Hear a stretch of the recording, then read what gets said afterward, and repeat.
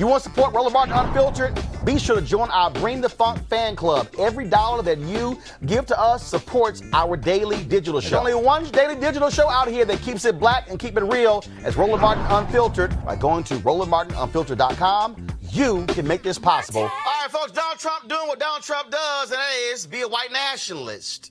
This is what he tweeted, folks, over the weekend. Speaking about the 4 women of color who are freshmen in the United States Congress, he had some things to say about that that ticked up a whole lot of people. First, he said, so interesting to see progressive Democratic congresswomen who originally came from countries whose governments are a complete and total catastrophe, the worst, most corrupt, and inept anywhere in the world, if they even have a functioning government at all. Now loudly, next, and viciously telling the people of the United States, the greatest and most powerful nation on earth, how our government is to be run. Why don't they go back and help fix the totally broken and crime-infested places from which they came? Then come back and show us how it's done.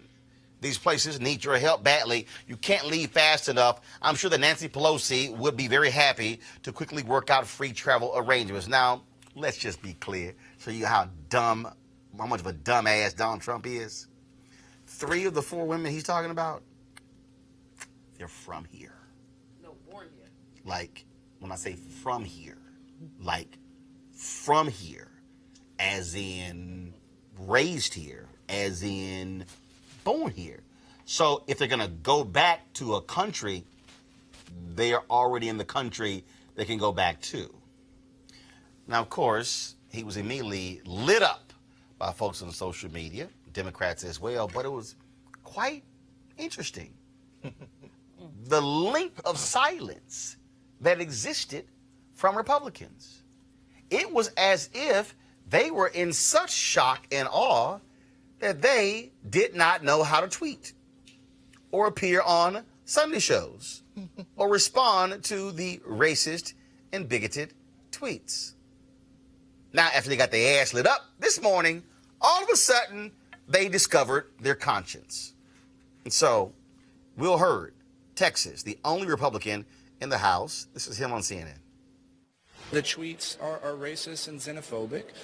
They're also inaccurate because the 4 women he's referring to are folks that have grown up, they are U.S. citizens. It's behavior that's unbecoming of a president of the United States and a leader of the free world. We should talk about uniting people and not dividing us. And ultimately, politically, it's hurtful. You are having a civil war going on within the Democratic Party, and now they've all circled the wagons and are protecting one another, right? So that's my thoughts, and unfortunately.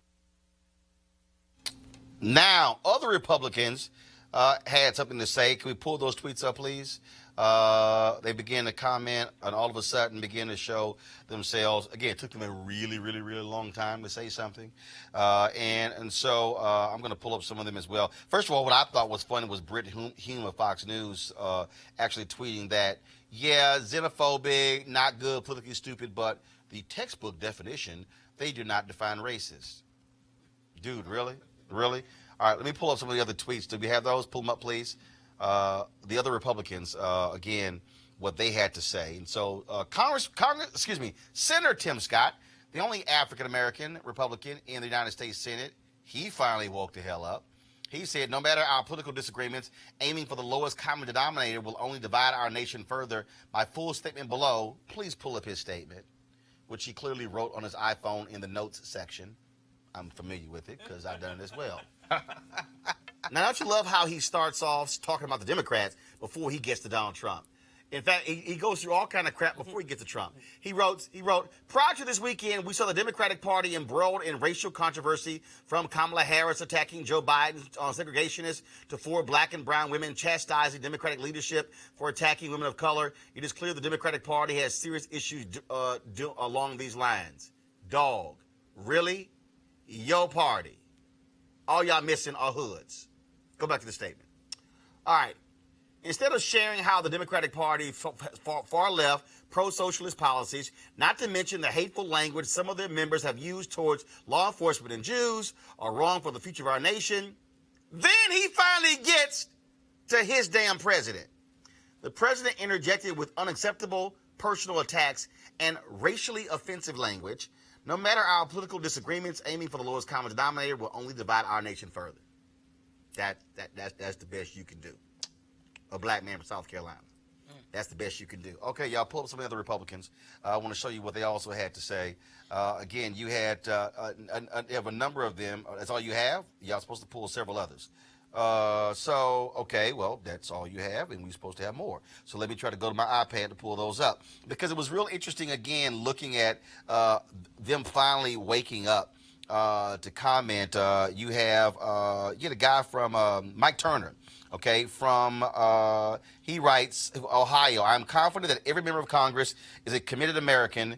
Donald Trump's tweets from this weekend were racist, and he should apologize. We must work as a country to rise above hate, not enable it. But no, Mike, all of your party are not going to say something. I mentioned Will Hurd. Senator Lisa Murkowski of Alaska, she said there's no excuse for the president's spiteful comments. They were absolutely unacceptable, and this needs to stop. A little bit more than spiteful. We have enough challenges addressing the humanitarian crisis both at our borders and around the world. Instead of digging deeper into the mud with personal vindictive insults, we must demand a higher standard of decorum and decency. You're talking about Trump. Right. That's going to be a little hard because he has no decency or morals or values. Let's see here. Okay, Susan Collins trying the same Tim Scott crap. I disagree strongly with many of the views and comments of some of the far-left members of the House Democratic Caucus, especially when it comes to their views on socialism, their anti-Semitic rhetoric, and their negative comments about law enforcement. But the president's tweet that some members of Congress should go back to the places from which they came was, okay, way over the line. Really? Again, y'all see the pattern. Let's talk about the other party before we get to actually Donald Trump.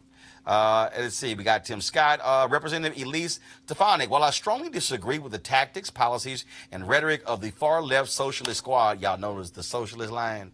Okay. The president's tweets were inappropriate, denigrating, and wrong. It is unacceptable to tell legal U.S. citizens to go back to their home country. Then you have Pete Olson of Texas. He tweeted, the tweet President Trump posted over the weekend about fellow members of Congress are not reflective of the values of the 1 million plus people in Texas 22. We are proud to be the most diverse congressional district in America. I urge our president immediately to disavow his comments. Did not want to call them racist, as you see. Fred Upton, frankly, I'm appalled by the president's tweets. There's no excuse. Inflammatory rhetoric from both sides. Here we go with that both sides. Bullshit again.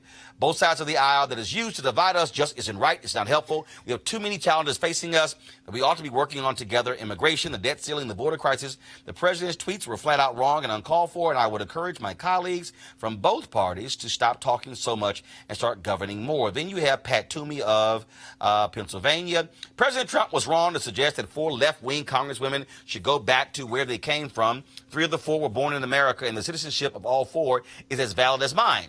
I couldn't disagree more with these congresswomen's views on immigration, socialism, national security, and virtually every policy issue, but they are entitled to their opinions, however misguided they may be. We should defeat their ideas on the merits, not on the basis of their ancestry. Okay, all right. And let's see here. Anybody else? Mitt Romney. I certainly feel a number of these new members of Congress have views that are not consistent with my experience and not consistent with building a strong America. That's all your sorry ass had to say? Wow. But then again, you're the man who held a big old speech during the presidential campaign calling out Donald Trump. And then, of course, when he wins, you decided to go dine with him while he embarrassed your ass when it came to be Secretary of State. What actually happened to the Republican Party? Did they actually lose their guts, really? Or did something just get sort of lopped off when Trump became president? I'm just saying. And then, of course, I got to find the video in a second. Okay, this is the second half of Mitt Romney's comments. At the same time, I recognize that the president has a unique and y'all, he actually said this here. At the same time, I recognize that the president has a unique and noble calling to unite all Americans, regardless of our creeds or race or place of our national origin. And I think in that case, the president fell far short. That's what we call a punk-ass statement right there. And then we have Chip Roy. POTUS was wrong to say any American citizen, whether in Congress or not, has any home besides the U.S. But I just as strongly believe non-citizens who abuse our immigration laws, whatever. I don't want to hear that. Okay, and so that's what you have going on there. So finally, they are waking up and actually saying something. I'm gonna try to find this comment from Lindsey Graham. He was actually asked about this on Fox and Friends, and what he chose to do is really punk out and basically call them communists. That's literally what he did. That was his response to the very issue. Again, you now understand sort of the mindset, which is one of the reasons why he should be defeated. So I think, check this out. Go to my iPad. We all know that AOC and this crowd are a bunch of communists. They hate Israel. They hate our own country. They're calling the guards along our border, the Border Patrol agents, concentration camp guards. They accuse people who support Israel of doing it for the Benjamins. They're anti-Semitic. They're anti-America. Don't get down. Aim higher. We don't need to know anything about them personally. Talk about their policy. We all know. Literally, that was his answer to that. What they showed you is that Senator Lindsey Graham was a fraud and a fake the whole time Senator John McCain was alive, because he was simply cowering behind McCain, trying to draft off of him. Now that Senator McCain is dead, you thought that Senator Graham would step up and be a man and actually have some leadership. But instead, what he's chosen to do is kiss Donald Trump's ass. He played golf with him yesterday with Senator Rand Paul because he doesn't have any guts to say what is right. Now, Newt Gingrich, always give it up to him, because you know what he did? He went on Fox and Friends and said that Donald Trump's comments are politically good for him. All right, folks, back to that Roland Martin Unfiltered video in just one moment. All right, folks, MarijuanaStock.org has another great investment opportunity. If you were lucky enough to invest in their last crowdfunding campaign, you know they raised a bunch of money in just a few months investing in legal marijuana farms. Those initial investors now own shares of a publicly traded company. Last time, of course, many of you missed it. Now you have a second opportunity. They have a new investment opportunity that is as good, if not even better, than the last one. I'm talking about industrial hemp CBD. For those who don't know, the hemp plant is the cousin to marijuana with a much higher concentration of CBD, which means hemp CBD gives you all the medical benefits of marijuana without getting you high. Until recently, hemp farming was practically illegal in the U.S. and heavily regulated by the DEA. However, the 2018 Farm Bill changed all of that, making it legal to grow hemp CBD in the U.S. and creating one of the largest commodities worldwide. They need land to grow all of their plants, which makes for an incredible investment opportunity. And that's where our good friends at 420 Real Estate come in. Their business model is simple. They buy land that supports hemp CBD grow operations and lease it to licensed, high-paying tenants. That's right, they are hemp CBD landlords. And you can get in on the action by investing in this crowdfunding campaign for as little as $200 up to $10,000. Like I said, you don't want to miss out on the opportunity. To invest, go to marijuanastock.org. That's marijuanastock.org. Get in the game, and get in the game now.